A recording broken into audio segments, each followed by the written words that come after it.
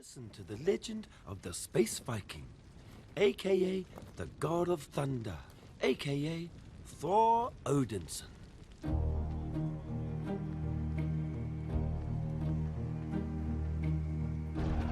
Raised in the way of the warrior, Thor was taught to help win battles, fighting the good fight for those who can't fight good.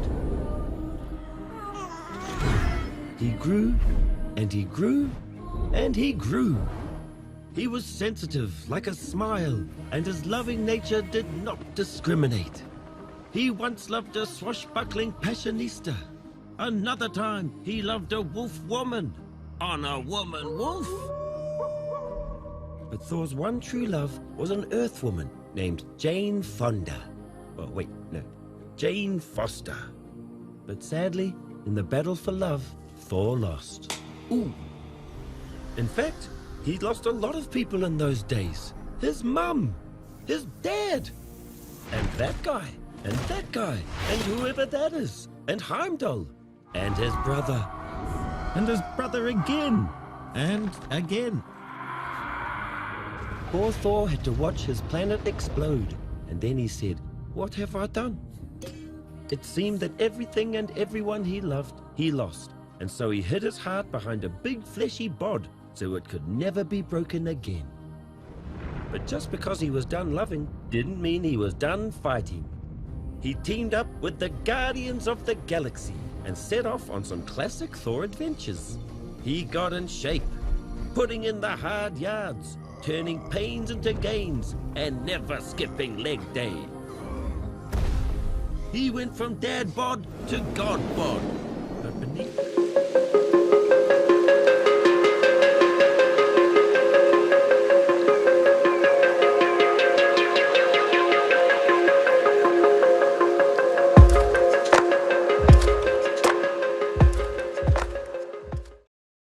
Here we are again, talking about Thor, the mighty Thor. My plan for today was to talk about all the Thor movies. And because obviously the new one, Love and Thunder, just came out. And I noticed something interesting on rewatching all four of them. But before I get into that, but one thing I noticed about this is the "not every god has a plan" in the trailer. I thought that is a strange thing to put in the trailer. But after watching it, I'm like, well, it seems that not every director seems to have a plan either. The plot of this one is Thor once again doesn't know what to do with himself. So some stuff happens, and then at the end of it, a character dies, but is Marvel, so they're not going to die permanently, most likely.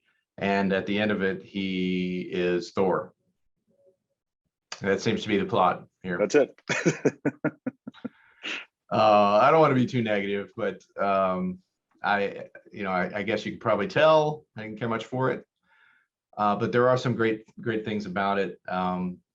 But I think on a deeper level, again, here at the Imaginarium, right, we try to provide that extra layer, that deeper layer. There's some really interesting stuff going on with these Thor movies that we'll get into. But before I say anything else, like, what are your thoughts so far on this? Well, like most of the time, I'm pretty much in alignment with a lot of what you're saying. I love while we're texting back and forth, I can just tell like you're progressively getting more pissed off. You're like, you know what? No, this is not that great.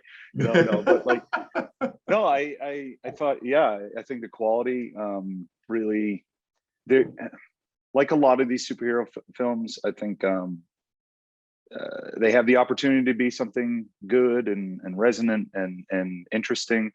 But once there's too many cooks in the kitchen, so to speak, especially those cooks that want to make a bunch of money, story usually suffers the most. So it does. And that's a really interesting thing about this too, is that well, I guess we'll get into this a little bit later when I talk about the other Thor movies, but before we dive into this though, and I think this may be the first really quite negative discussion of a movie, but I don't want it to just be about that. I'm not, I didn't personally care a whole lot for it. After having watched it and kind of digesting it, I got more and more, I guess, disillusioned with it. I initially thought it was really funny, and it does have some moments. But then after thinking about it, I'm like, well, I don't know, But there are some good things. The acting is good. The actors they pick for this are top notch. Taiko has got a great imagination. He's very creative. He's full of lots of energy. If you look at his behind the scenes footage, he's really kind of a goofball and just really intense. There's always something going on with his movies. The two that I've seen, I know he's got some others out there, but I've only encountered him in relation to the Marvel movies. But so those are some good things. And if for people watching, if you like this movie, great. I'm really happy for you. I'm not one of the people that liked it as much, and that's okay. It's okay. It's just a movie. I really don't understand why people get so angry about movies. It is interesting that they get that way about fantasy movies and science fiction and horror movies way more than it seems like they do any other kind of movie. Isn't that strange, right? What's up with that? Oh, maybe we'll get into that. But I think that ultimately the problem with it that I had was there's an issue with fantasy as a genre that it's kind of a fragile genre, right? It's easy to screw it up, and it's easy to screw it up without meaning to or intentionally doing it. And I'll get into why I think that is here. But I've got several points here that this is a good example of. But again, before I dive into that, thoughts, reflections so far. Well, I think people get upset because they, as a child, you watch some fantasy material, you really don't know better. You're pulling away what you pull away, and there are lessons in there for children, right? But I think as adults that are kind of into fantasy, that take it seriously, I think we've talked about it a lot, the over-identification with it, that kind of right. Basing your identity off of it, so on and so forth. But something like Thor, funny enough, I thought the last two, the last one I thought was terrible. Ragnarok I thought was okay. Thor: The Dark World I thought had so much potential. I loved the story, but I just think when it came down to it, it didn't work. And I thought the first Thor was really good. But it's interesting that I have a lot of friends who really are invested in kind of the mythology around the Norse gods and the Norse mythology, but not only that, kind of investing time in investigating mythologies of different thunder gods, Idra, Perun, Tyrannus, just to name, three of, just every single civilization having a thunder god that usually right. Jupiter, Zeus being the king of the gods.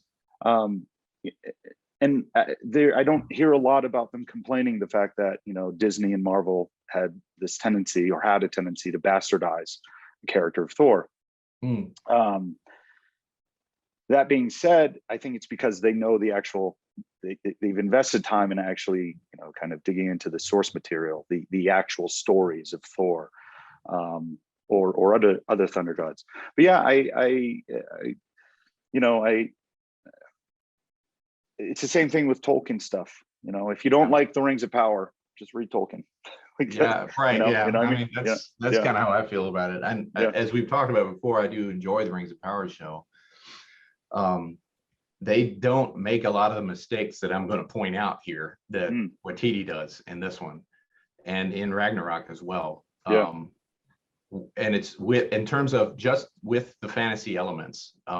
It's not, Rings of Power is not perfect, but they don't do a lot of this kind of stuff that gets on my nerves. And I think I'm not the only one, but outside of my own personal annoyance with it, because, I love fantasy, it's my favorite genre and all that.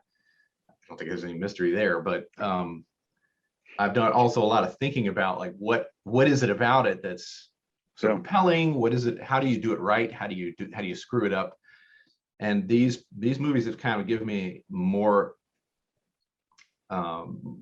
points to look at, and kind of new principles have emerged from an analysis of this. So like the first thing I've noticed, well, I've said this a lot, is if you're going to have a good fantasy story, the fantasy elements have to be very consistent. You see that in the really well done and popular fantasy stories. Now, what I mean is, if you're going to have a fantasy piece to the story, something that's clearly impossible, then everything around it has to be consistent, rather than just changing at the drop of a hat because it happens to be cool or fun or nifty or whatever, for whatever reason they want to do it. And like some of the things that I've noticed here about Thor 3 and 4 is that after the Dark World, they, I don't know if this is Watiti or if this is the studio or what's going on here, is the fantasy elements seem to be more loosey-goosey. And Marvel's pretty bad about this anyway, which makes it harder for me to take it seriously. And we talked a little bit about Doctor Strange and the Multiverse of Madness and how that was kind of an issue as well. Right. But it's really wild in this one, in Love and Thunder, and also in Thor Ragnarok. In here we've got the hammer, right? Just looking at the hammer, right? So it's a fantasy weapon.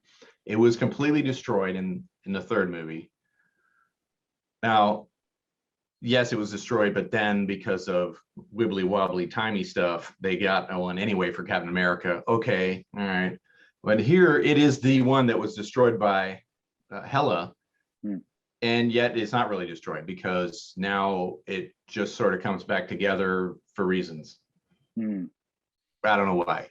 Jane is temporarily saved, but not really, by the hammer because Thor uses Odin's spell on it, sort of. What is up with that, right? I don't know what's going on here. And even just Thor himself. So I felt like in the first two Thor movies, what he could do and his like strength and his power and his invulnerability or whatever it is, his ability to be harmed, stayed pretty consistent. Once you get to Thor Ragnarok, though, he can do whatever the plot needs him to do, and the stuff that, and he can't do things that will keep the plot from happening. For example, they lock him up. I mean, this is a guy who can take the Hulk, hit him with a hammer that is in fact larger than he is, swing it at the Hulk and knock him 100 yards. The Hulk, I looked this up, the Hulk weighs 1,200 pounds roughly. Okay, so the internet helped me on this one. And yet, somebody who wants, an old guy is trying to cut his hair, he can't fight that guy off because he's got these little rinky-dink things around his wrist. Come on. What? Now, I know it's played for laughs. Okay. But it undermines the fantasy element for the sake of a joke. In the moment, it's pretty funny. But then again, there's this lingering effect of, yeah, that was funny, but it completely undermined the whole idea of what we were going for. So are we just not going to take it seriously at all now? And of course, you can always make the argument as well, it's fantasy, right? Yeah, it is fantasy, but if you're not going to take it seriously, what's the point? Why are we doing this? Fantasy doesn't mean anything goes, at least it shouldn't. If everything that happens in a story is completely random, then it's not fantasy, it's madcap, or farce, or even absurdism. Those things are actually, curiously enough, the exact opposite of fantasy, in my opinion, because fantasy finds meaning through the story using fantastical elements. So the reason why I say fantasy is fragile is because you get meaning expressed through the fantastical elements, but you have to see the whole piece, the whole cloth, for it to really emerge, right? You don't see the meaning of the Lord of the Rings until you look at the entire story and see how the symbolism of the One Ring and destroying it and destroying evil and all this all plays together to serve the theme that Tolkien was developing. And of course, Tolkien takes the fantasy elements extremely seriously, and he's extremely consistent with them. Hence, it's very popular and very impactful, right? So, what I'm getting at is that the meaning that is expressed through fantastical narratives is only seen afterwards, and it's often in an ineffable way because it uses images and symbols rather than just tells you flat out what the meaning is. So it's not something that operates at the scene or the act level. It's at the story as a whole. What are your thoughts on those? Yeah. So you're pretty much saying that I mean, just because it is fantasy, it doesn't necessarily mean it can just be a joke. In essence, there has to be anything. Right. There has to be a kind of thorough story that's being told, a meaning. And I think that, like I mentioned before, even children's fantasy, fantasy stories, fairy tales, they had meaning. They had a beginning, a middle, and an end, and there was a purpose there to teach a lesson to a certain degree, right? Fables. And I completely agree with you. And I think this is a huge issue with modern storytelling in general, is that people have a very hard time, specifically just directors, film producers, movie makers in general, telling serious stories that have comedy elements in them. And this is a Marvel issue through and through. But I think you're right. It's just because it's fantasy doesn't mean it can't, one, be meaningful, and two, it serve a purpose in terms of something resonant to the audience. That doesn't necessarily have to be ha ha ha, I'm laughing the entire time. Right. Yeah. And in fact, I think that fantasy as a genre must have a meaning for it to stay fantasy. And if there is no theme, if there's no meaning behind what you're doing, then it's not fantasy. It's farce or absurdism or even nihilism. Yeah. Because of this, I think that's the opposite of what a fantastical narrative is supposed to do. Folk tales have a meaning that is very difficult to express, but you get familiar with them. If you read enough of them, you'll feel it. And I think that's why they're so powerful. And if anybody wants to look at folk tales and say, well, it's just silly kids stories. Yeah, okay, but some of those stories have been told for thousands of years. Like the Beauty and the Beast story in the Indo-European languages, they can trace it back to some 6,000 years old, that story, at least. And it's probably been told longer than that, just in other languages. So there's something about it that really resonates with the psyche. And it's not going to be just pure randomness. There's going to be a powerful, emotional, impactful meaning behind it, and you need to take that piece seriously. So in other words, the point I'm trying to make is that a fantasy tale needs to have a theme more than most other stories has to, or else you undermine the whole purpose of using fantasy. If you have no theme, there's really no need to use it other than just to be silly. And there's something to be said for that, silly fun, like Monty Python, right? There's no meaning behind any of that. Ghostbusters has no theme. It's just, and we've talked about that on this channel, this is the show. On our channel here, we've talked about Ghostbusters and all that. But and then there's this sort of wish fulfillment, adolescent fantasy kind of thing to it, and that's about all there is. There's not a lesson that anyone learns, other than don't let ancient cultists build your building, right, so they can channel Babylonian gods or something. But no, I'm sorry, Sumerian. Anyway, so you've got so there's all that, but if you're going to just have random stuff happen, then your story is kind of more of a nihilistic story. And nihilism, I think, is really the complete opposite of a fantasy narrative. But I think nihilism really is more for internet emo edgelords anyway, with fedoras. so I don't have much to say about that. And in any case, it's not fantasy to me. Yeah. So now getting back to Thor, then Thor 1 and 2 both have themes about, like the first one is definitely about him overcoming his arrogance, learning humility. And he does that again, literally. He was a god, and then he became mortal, and then he was restored at the end. Great theme. It's really powerful. And it's done in a very flashy, fantastical way with the fantasy elements, in a way that you really can't do. That the lesson of learning humility is an extremely important lesson for anyone to learn in life. All of us have to go through that, right? But the story of Thor doing it is powerful because it's so vivid and it's so extreme. See, so if even a god who's got every right to be full of himself can go through this, then maybe I can, right? So that's a great theme. It's a really great theme. And then Thor 2 is about learning to work with a person you consider to be the enemy to take care of this evil threat, and then of course there's the love interest and the love element about it too. Giving up all that power for love.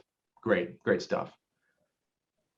Thor 3 has a theme, I think, Thor Ragnarok does, about surviving the tragic losses that he's experienced in the previous 2 movies. But it's constantly undercut with jokes the whole time. It just like he's facing at the very beginning of Thor Ragnarok, he's in the hall there talking with Surt. And Surt is laying out his evil plan, right, to destroy Ragnarok.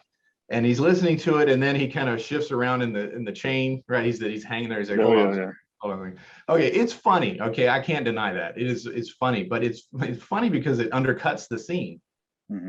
Right. And so now it's like the director is now saying, this guy's got this evil scheme, but I'm not going to take it seriously.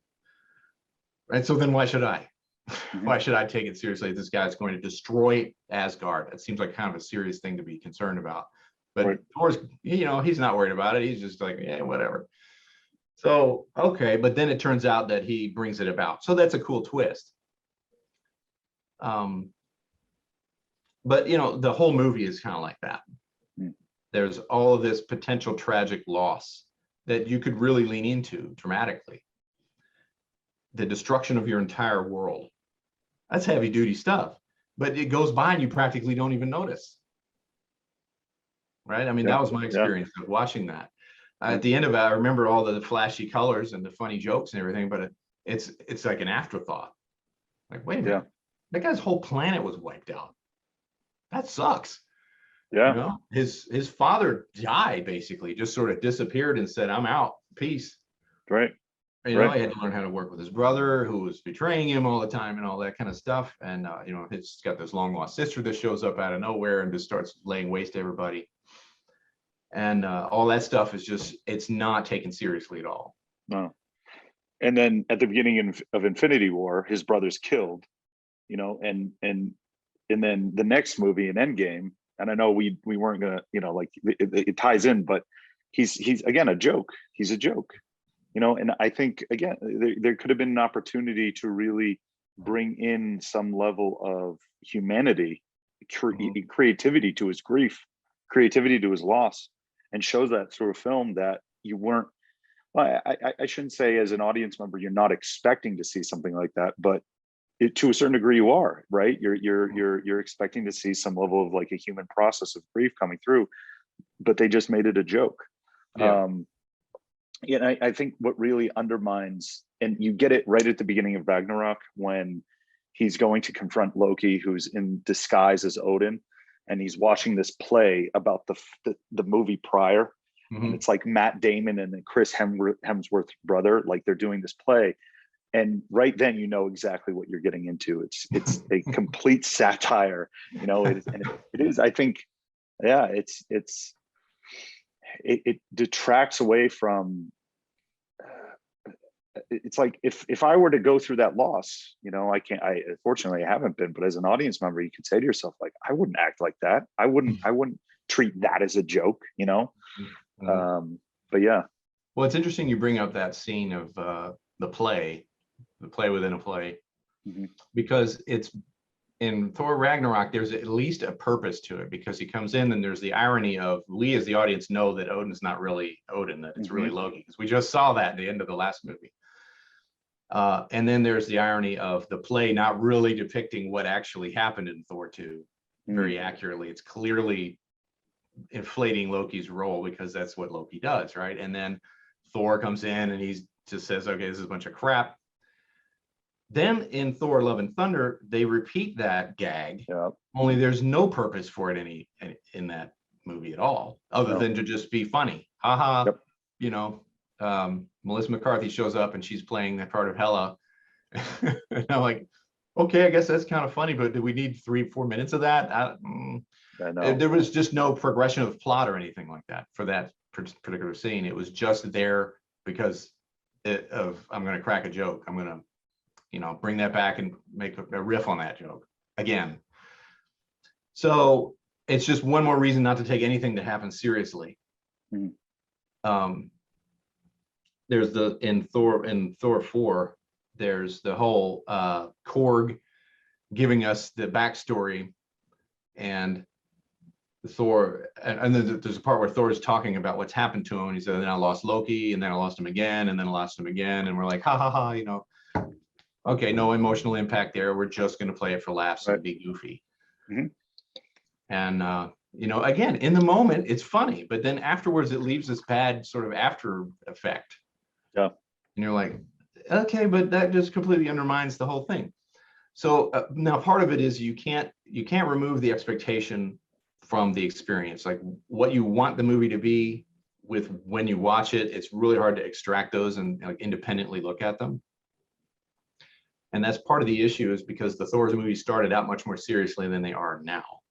And so you can't help but look back and go, what happened to that sincerity, to that, you know, commitment to the emotional reality, if not physical reality of that, right? And so fantasy, of course, I keep saying this, if fantasy doesn't reflect the external world, it reflects the internal world.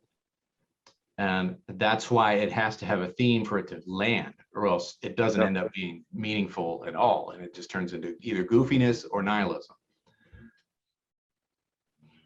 So, yeah. Overall, I really kind of felt like Love and Thunder was kind of a hodgepodge of bonkers ideas that were thrown in there for the lulz. You know, and so if you want to go into it on that level, it's pretty funny, actually. It's kind of enjoyable on that level. But I can't extract from that the experience of the previous Thor movie. So then it just feels like a parody of itself now.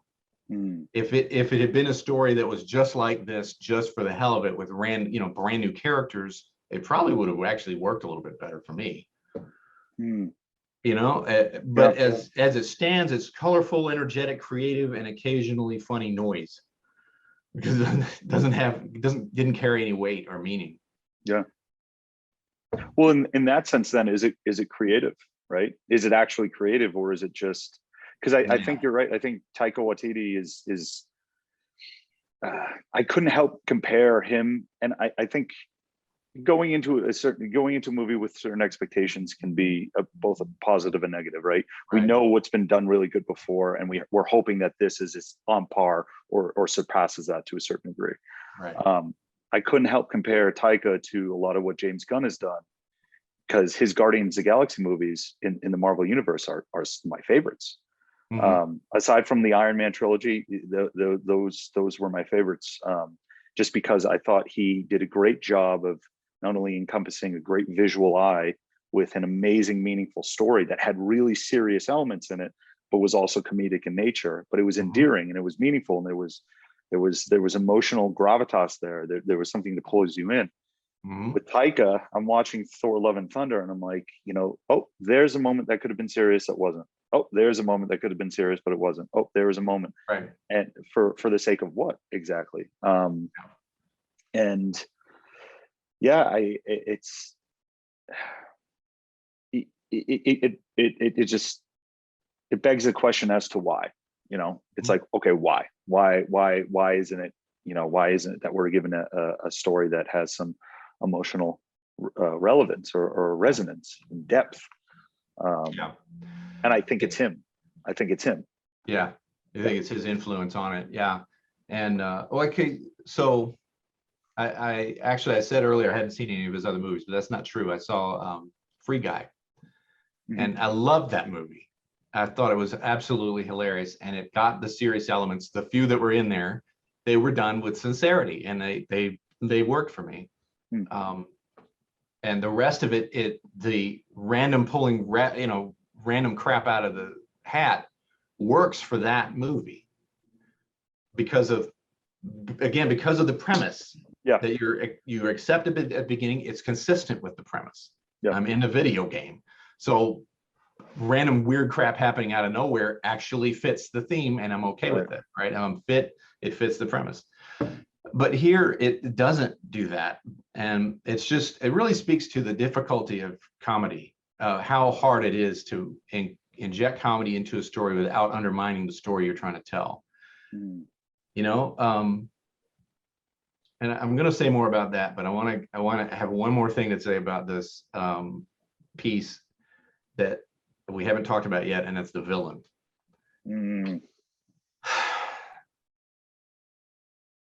Why would you waste someone as amazing as Christian Bale on this character? Is utterly beyond me. It starts off great. I thought, wow, this is going to be a really intense guy, right? Because it's Christian Bale. If you want super ridiculously intense, you pick Christian Bale for that, right? Yeah. And so I thought, well, that must be why they picked him for Gore the God Butcher, because he's going to be a really intense villain. But it doesn't wind up that way at all. It's completely undercut. He's called the God Butcher, but he kills one god in self-defense because an evil sword made him do it. So again, the fantasy element is undermining the drama in this instance. If you're going to have the evil sword do it, and this is a similar problem with Wanda too. Was it the book that did it, or was she doing it? Yeah. Okay. So if you're going to go with a human motivation and you're going to explore that, then you don't need the magical element. Yeah. Ancient storytellers, if you're talking about, say, Tristan and Isolde, those two characters in that folk tale that became a Wagnerian opera, they fall in love because of a magic potion in the old stories. And to me, that's like a quick and easy way to get you moving along. Okay, they fall in love, and now we're going to deal with the consequences. So it's a way for the storyteller to skip over explaining how they fell in love with each other, so that we can get on to the actual core conflict that creates. Yeah. Now, I have seen film. There was a film version of that movie that came out a few years ago, and they nailed it, I think, pretty well. It was actually well done. And interestingly enough, they dispensed with the magic potion element. They just had them fall in love. But of course, if you're going to do that, you have to earn it, right? You have to show they organically go into this. And so here's a way of doing this where you don't need the evil sword that does it, that turns you into the bad guy, the villain, because you gave him so much motivation to hate the god that he previously worshipped. Then the sword should just become the means to the end. But they didn't do that. They mixed it all up in a gamish, and it was never clear whether it was the sword doing it or whether he was doing it. They give him this kind of half-hearted redemption at the end that it was very hard to believe because of this inconsistent usage of the fantasy element. I think if they showed, again, and we talked about this, you had a really great points with it when we were discussing Doctor Strange and the Multiverse of Madness, which is you need to flush out the story, right? Fantasy there needs to be some level of kind of show, don't tell. If there was a time where, Gore the God Butcher was confronting a family of gods, and one of them, there was a little daughter god there, right? And it showed conflict in the character about to do something absolutely terrible between him and the sword. I mean, that would have been phenomenal, right? Yeah. I was expecting that they were going to do that. Yeah. But TD is too concerned with making, cracking wise than getting into that for some reason. And looking at the difference between Ragnarok and this one, it's, I think you're right. I think that the more he was given free reign, the more he made it more the way he liked it, which is this zany style, versus Thor Ragnarok, which had elements that they, I think, really wanted to hit. And so he did that well, but here in this sort of unrestrained environment, it's just craziness. And Right. and we're not going to take anything seriously. We're just going to be goofballs the whole time. Yeah. And I wonder, I mean, again, like maybe we don't get too into this, but I think it has a lot to do with maybe his own relationship with himself in terms of a creator, right? And I see this a lot, it's reflected in everybody. Everybody does it. But I think there were a lot of missed opportunities in terms of expressing conflict and depth and emotional depth, both for Thor and Jane, with, New Asgard, with everyone, including Gore, especially Gore, build up the struggle within the villain, build that up. And in the comics, Jason Aaron's comics, his run on Thor was some of the best comic book reading I've ever had the chance to have in front of me. I mean, it was phenomenal. You're very annoyed by this. Oh my God. It was, oh my Thor, that the ending to the God Butcher, run was phenomenal. It was great. And I read it in like 2011, 2012, sometime around there. I forget when it exactly came out, but the story was so well done. The artwork was beautiful. There was depth. There was a sense of, okay, things could really go wrong here for everyone. Right. And I didn't, you didn't get that level of like the gravity of the situation. You didn't get that at all. And that's something else. I never felt like there was anything at stake. Yeah. Yeah. There was, he stole children, but they're not going to kill off a bunch of kids in a Marvel movie. Yeah. So not buying it. They pull off this kind of pseudo Shazam thing where Thor gives his power to all the kids. And then they have like this massive battle. And it's just like, okay, yeah, I know where this is going to go. I can tell. But it's like so hard. It's so hard to watch that and just be like, what did they think this was going to be? Like visually, I thought it was good. There were some good visuals in there. Yeah, and some nifty, choices. I was a little saturated with the Technicolor thing. Yeah.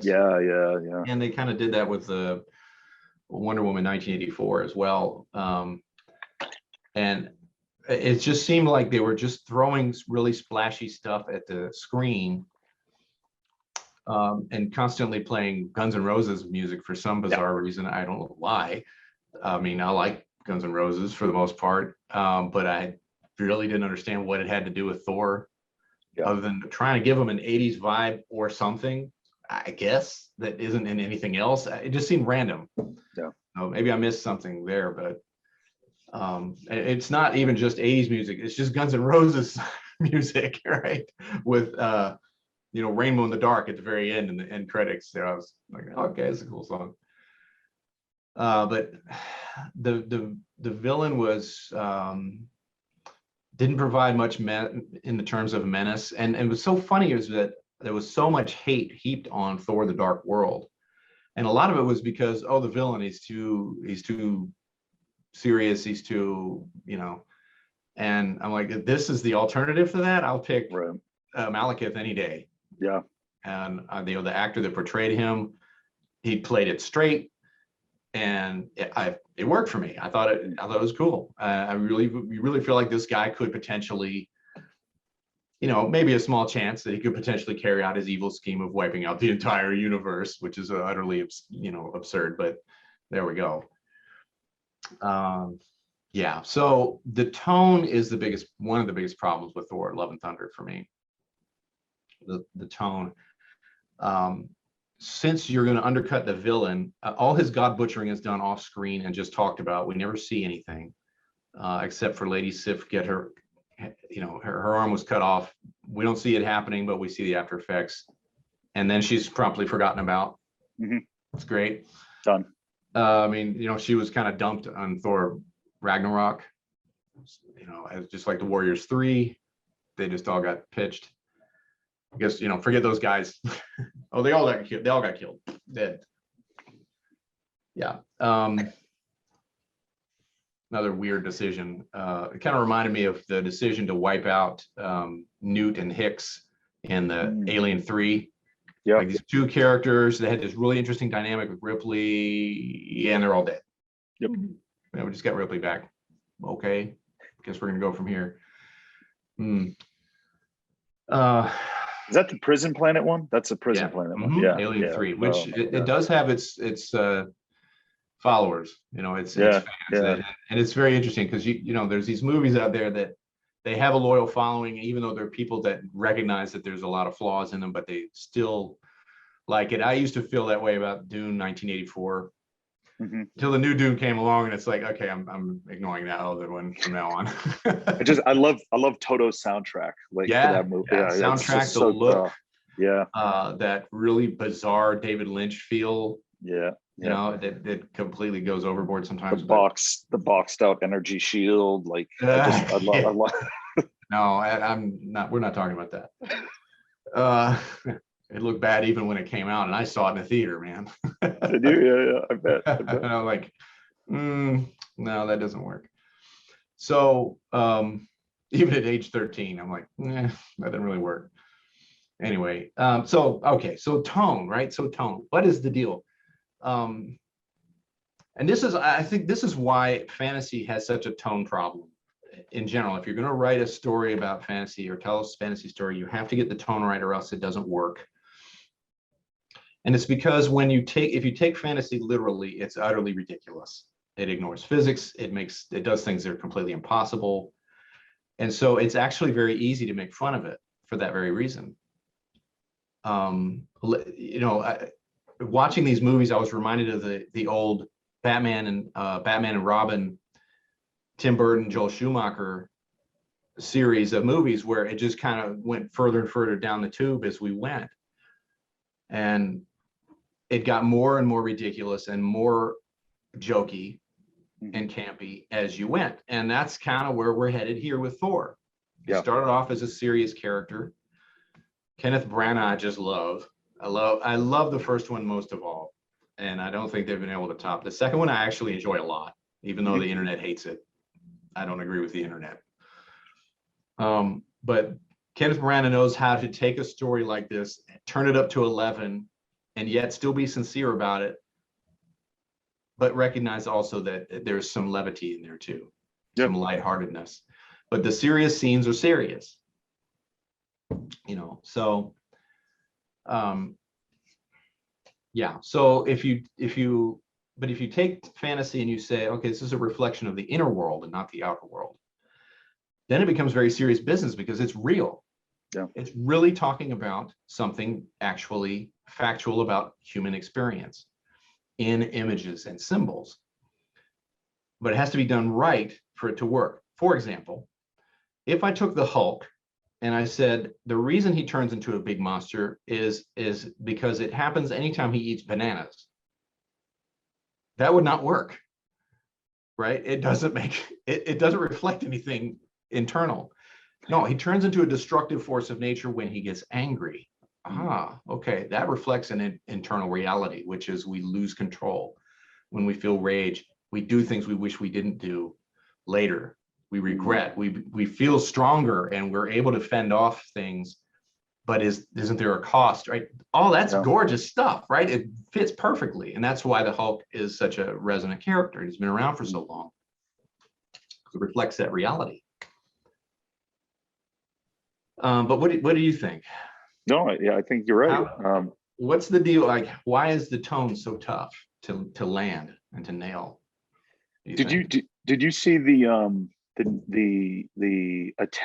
recent attempt at making a Sir Gawain and Green Knight movie? They call it the Green Knight. Did you see that movie? Yeah. I didn't enjoy it. I thought it was they had to modernize the story, and they said to themselves, we can make it better right? That's pretty much what they did. And I think the tonally, you see it with a lot of movies now, is that it's almost as if people are afraid to go exactly where you're talking about, which is the inner becoming the outer, right? Fantasy becoming this kind of externalized dream, and that is packed full of information, that is packed full of, you know, meaningful information. Yeah. And I don't think those at Disney, the powers that be, you know, really can appreciate and like as an audience member wanting to go there and wanting to go through that, you know. And I think that the prime example with Thor Love and Thunder was the end. You know, they made, instead of making Thor having gone through this process, not only having lost everybody in his life, having gone through this, you know, the potential for the entirety of all the gods being destroyed, losing the woman that he loved, like another loss right there, right? You know, like all this, his hammer is bedazzled, he's wearing an apron, and he becomes a mom, or a caricature of a mom, I should say, right? And it's just like, yeah, it's like, why? Why are you doing this? It doesn't work. It doesn't work. And you know, like, why? Like, what is the purpose there? And what kind of message are you trying to send? You know, and it just lacks.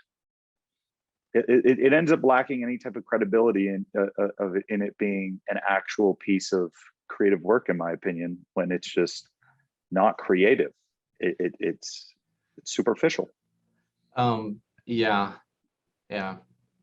So like the element of free guy that worked for me was the fact that the one character, the Stranger Things actor with the fabulous hair, created this character because he actually was in love with the girl, the woman that was a co-creator of them, came with him, and because they didn't. I mean, again, the whole movie is silly, and there's lots of jokes, and it's really funny. But when they're focusing in on that element, it's heartfelt, it's sincere, and so it worked. But like you say, here, it's almost like he's afraid to get into the actual gravity of it. Like Jane has terminal cancer, and there's a couple of half-hearted scenes about how sad that is, but then immediately we're moving on from that to, I got to come up with a cool catchphrase, ha ha ha. And would you really be thinking about that if you're trying to not die? Right. You know, right. I don't buy that. Yeah. So I guess all this says that it's very hard to blend comedy with fantasy as a serious narrative. But it's not to say it can't be done. Drama and comedy, of course, have been differentiated for centuries. This is a comedy. This is a tragedy. That goes all the way back to Aristotle. Yeah. And this probably for this reason, because ancient playwrights thought, okay, if I'm going to have jokey, funny stuff, right? Or in the old version of the old meaning of the term comedy is that it has a happy ending. So it's easier to inject levity into that, because if you're telling a tragic story, you don't want to undermine it with goofiness, right?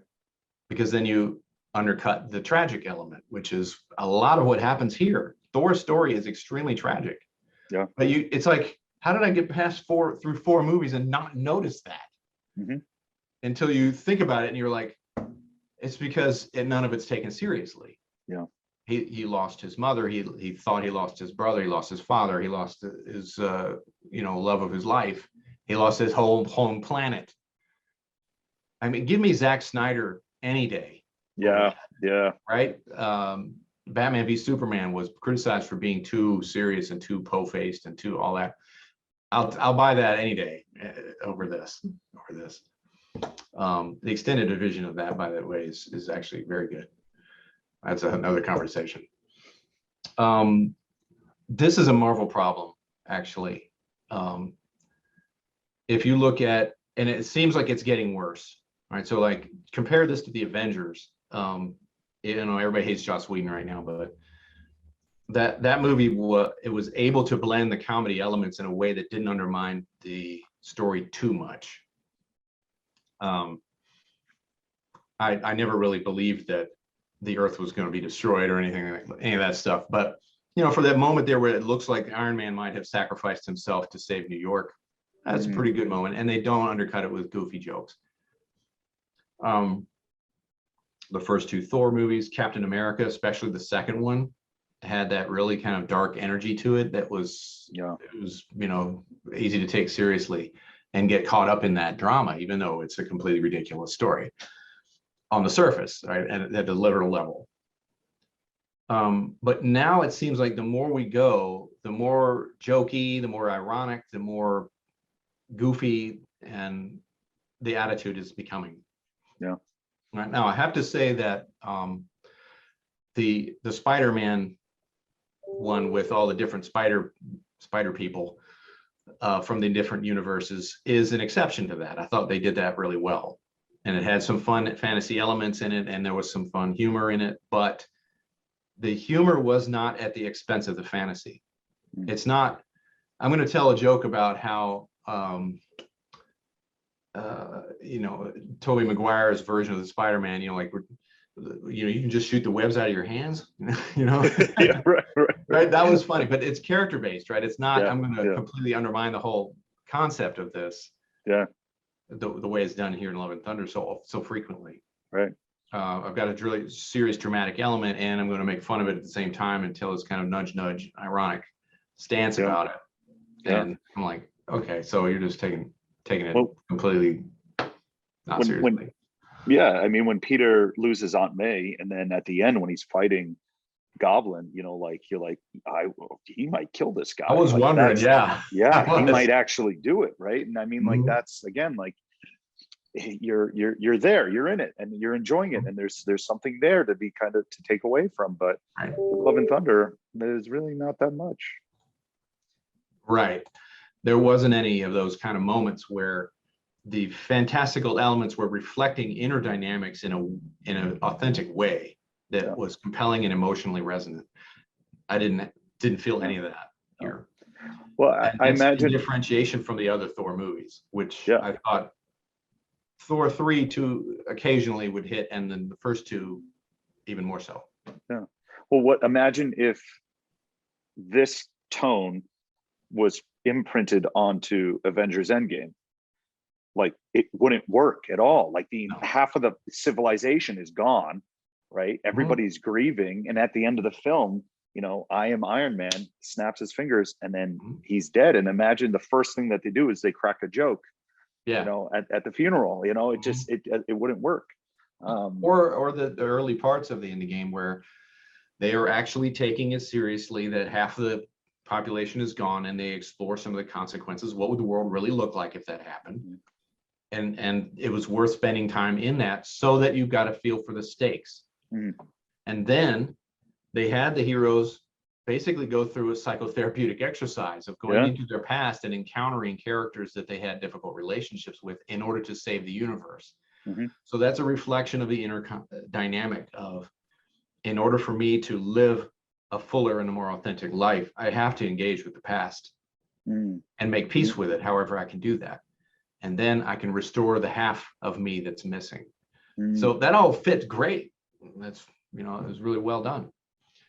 And if they had done the same thing that they do here, you would have had, I don't know, jokes about how, well, it's a whole lot easier to find a parking space now that there's half of the people. I mean, you know, stuff like that. That would be so bad. It would be so cringy. I have to admit, that's kind of funny. But no, that would be terrible. Well, and see, it's funny the same way Thor: Love and Thunder was funny. It's funny in the moment, but when you step back outside and you take a bigger picture of it, it undermines the whole premise that I'm trying to get you to believe, and say, what if this happened? What would it really feel like? Well, that would be funny because of blah blah blah. Okay, so we're not really going to explore this. We're just going to be goofballs. Okay, so that doesn't really care much. So I rewatched the Thor movies to prepare for this, and I noticed that Thor 2 has a very strange position in the whole Marvel pantheon of movies. The Dark World, so Alan Taylor took on the role of the director, and he had previously done work on Game of Thrones, and so kind of darker, grittier stuff. And it seemed like that was the direction they wanted to go with it. Was the first Thor it had some serious elements, had some great character arcs and things like that, but they wanted to get a little grittier and a little darker with it, and that's why they called it the Dark World, right? Okay, so then the movie tanked, but did it? No, actually it didn't. It's so funny because if you listen to like the buzz on the interwebs about it, you would think that it did poorly. It made $600 million. Yeah. Right, and it made a decent profit. It critically was panned, and the fans had a cow about it, which I still don't really understand why. I enjoyed it, but for whatever reason, somebody somewhere thought, okay, that didn't work, so we're gonna have to go in a completely different direction. So then they brought in Waititi and his own brand of lunacy to kind of revive the franchise, and the rest is history. But isn't it strange now that I'm looking back at that thinking I really kind of rather go back to that style, that more Homeric style. Oh yeah, we're going. This is about gods, right? It should be that way. If we're going to undermine it and throw all this craziness in there, then why have a story about gods to begin with, right? Okay, now I have to say the scene with Russell Crowe made me laugh frequently. But at the end of it, again, I'm looking at, okay, that was funny, but now I care even less about the God Butcher wiping all these assholes out because they're jerks.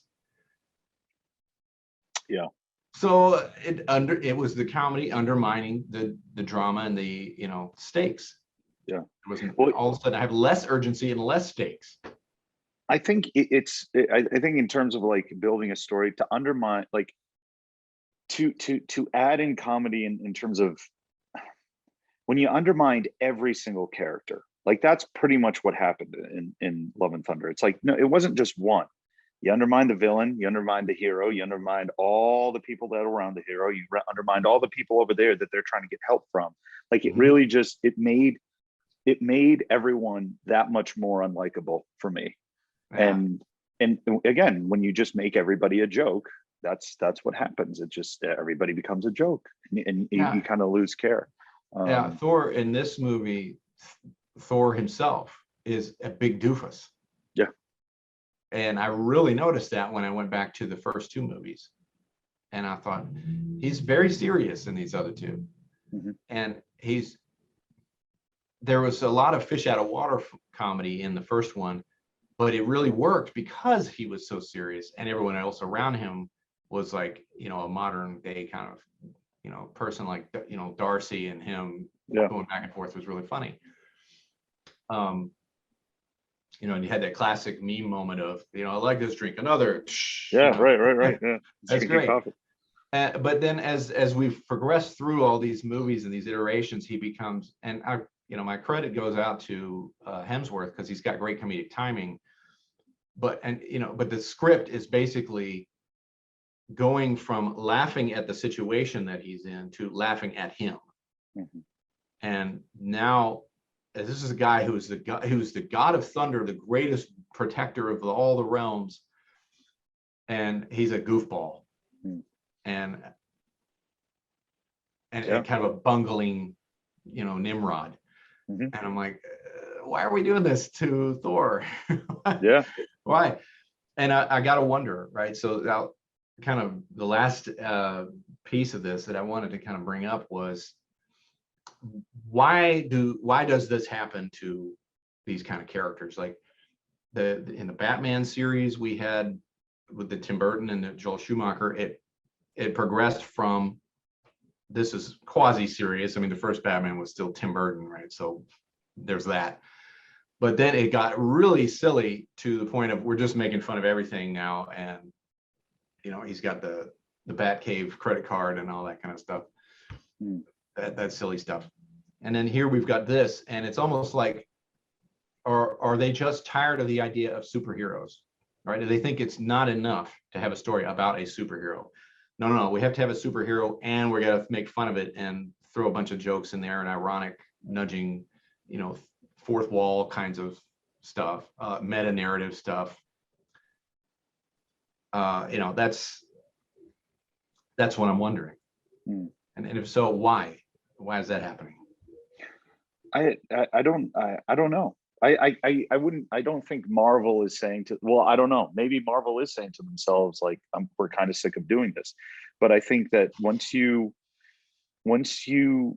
make everything just relative, you know, and meaningless, if you believe that all of it is meaningless, right, as a creator, and it's just like, oh, it's a joke, then it becomes a joke. And I think where they started at the beginning with Iron Man 1 and where they're at now are you have two very different mindsets in terms of the stories being told, because the original Iron Man trilogy, the original Captain America trilogy, I mean, the first two Thor movies, I would even say Ragnarok to a certain extent, you know, like there was definitely something there in terms of a through line.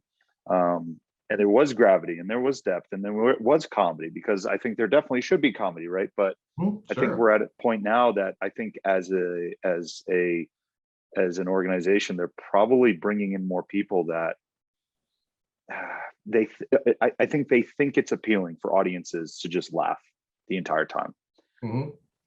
But they don't understand the reason why the audiences are going in to do this. And I think it's happening with a lot of different genres and different types of IPs in general. It's like we're making this stuff for the fans, but they don't understand the fans. Right. Yeah. And I think that's a huge problem. Yeah, because to me it seems like they're getting to the point where the idea of a superhero is boring to them. Like they're kind of bored with it. They don't, or they've lost track of what is meaningful about superhero stories. Superhero stories have been around since the dawn of time. They will be long, there'll be still people telling superhero stories long after all of this is over with, 100 years from now or 1,000 years from now.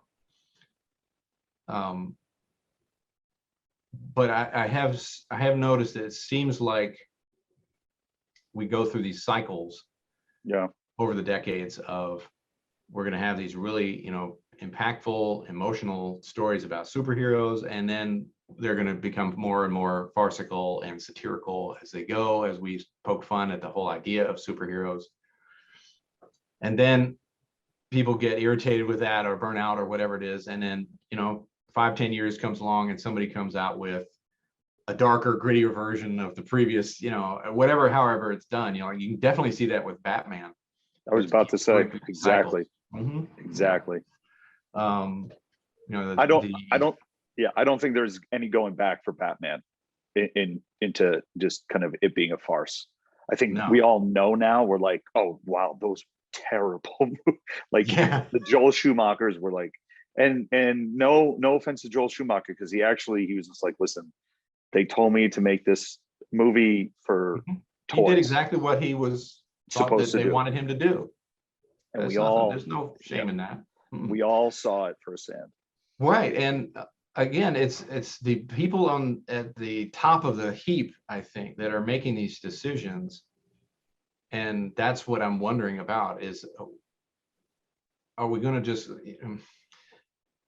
you know, Tycho makes a movie like this and somebody somewhere looked at that and said, sure, that's great. Let's throw it out there.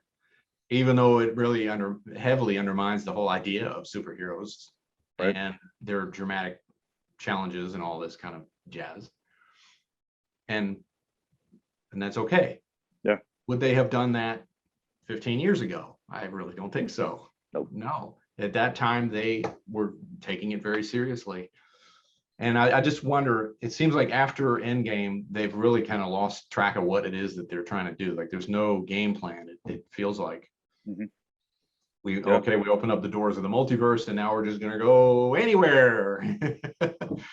And so there is no underlying narrative cohesion to it like we had before, where we've got Thanos in the background of all these freaking movies, like all 20 of them. There's a reference to this evil plan that he's going to come up with to wipe out half of the whole universe. Okay, yes, it's all ludicrous, but it keeps it all reined together. Yeah. We don't have anything like that anymore. Again, it's the importance of having that really important villain. We've talked about that many times.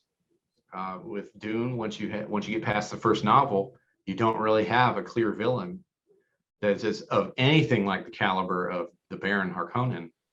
So it suffers as a result. Now, luckily in that instance, Dune is about a whole lot of other things, and so it's okay. But you can't get away with that here, I don't think. These are much simpler narratives. They're not interested in exploring the stuff that Frank Herbert wanted to explore. Right. So, yeah, but it is interesting, just kind of as a final thought here, it occurs to me that there is probably more discussion about this kind of movie than any other genre. In terms of like fantasy and sci-fi and horror, those are the three things that people talk about ad nauseum, at least in popular forums like the internet, YouTube, and so forth. Why is that not the case with other genres, I wonder? Isn't that strange? Manchester by the Sea. Have you ever seen that movie? Yeah, of course. Okay. I'm from Massachusetts. Of course, right. Of course you saw that, right? Decent movie. It won all sorts of accolades and all this, but it's so grounded. It's so realistic. It's so gut punching. And at the end, you're still left with this idea of what was that really supposed to be about, you know? And I know it's been applauded for that. And I think the writer and the director were both really kind of shooting for that. They were saying sometimes stuff happens that's so bad, you never get over it. And that's not something, you know, why can't they have a movie too, right? And I'm like, well, then it's really starting to get at the heart of what is the point of telling stories then? Because telling a story that says ultimately bad stuff happens and there is no point is probably not going to be that resonant. And so when I saw that, I was like very appreciative of the craft that went into making that movie, and the acting was, of course, top notch. But it had this strange sort of after effect with me to where the realism was undercutting any sort of theme that they were trying to develop. In fact, I couldn't really find one other than some things are really horrible. Okay, yeah, that I'm aware of that. What does it mean, if anything? And if your answer is it doesn't mean anything, it just, then we're back to nihilism again. Right. And nihilism doesn't seem like very much of a reason to tell a story. Yeah.